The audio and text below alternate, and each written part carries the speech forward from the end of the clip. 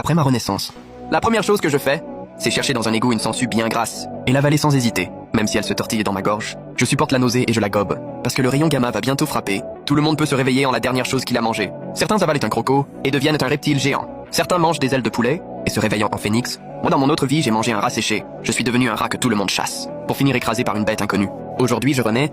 J'ai un système de dévoration illimité. Plus ce que je dévore est fort, plus l'énergie que je reçois est grande. Cette sangsue mutante deviendra bientôt un monstre qui dévore tout. Je regarde la boîte en verre devant moi. Dedans, il y a une sangsue toute rouge. Son corps tout gros remue, comme un ver rouge, dévoré pour devenir fort.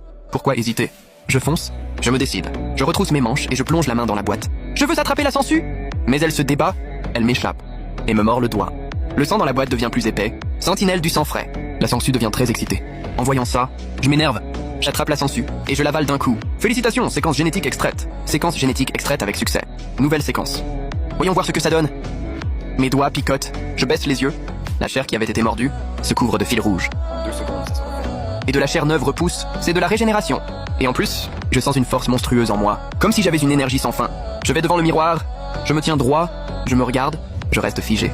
Je faisais 1m70. Maintenant 1m90, mes cheveux noirs sont devenus longs et rouges, mes yeux marrons sont devenus rouges. En y regardant bien, presque surnaturel, en vérifiant mon corps, je découvre une bouche dans ma main droite, profonde comme un abîme, avec des dizaines de petites dents, comme celle de la sangsue tout à l'heure. Elle peut absorber le sang des ennemis, ça m'embête un peu.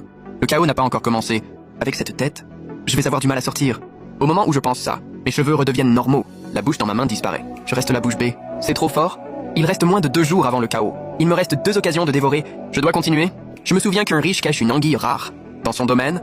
Quand le chaos a éclaté, cette anguille est devenue une bête sacrée, capable de lancer des éclairs. Si je la dévore, avec la recombination génétique, je peux débloquer un pouvoir plus fort. Avec mon statut actuel, rencontrer ce riche, c'est mission impossible.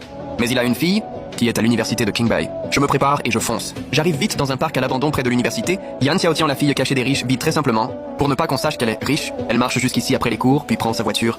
En arrivant au parc, je vois une silhouette magnifique pas loin. Elle a un charme particulier. Elle intimide les gens. À ce moment-là, une Rolls-Royce arrive. 3 gardes du corps descendent et ouvrent la porte. Elle s'apprête à partir. Je sors de ma cachette. Je souris et leur parle doucement. Je détrousse? Non, je kidnappe.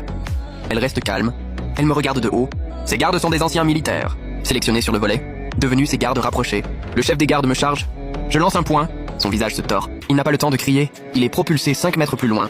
Il frappe un arbre et s'évanouit. Ses yeux s'écarquillent. Les 2 autres gardes sont figés. Punaise, un poing à 5 mètres. C'est un homme, ça. Moi aussi, je suis surpris. Je ne pensais pas être aussi fort. Je m'approche de la Rolls. Je tente un coup de pied.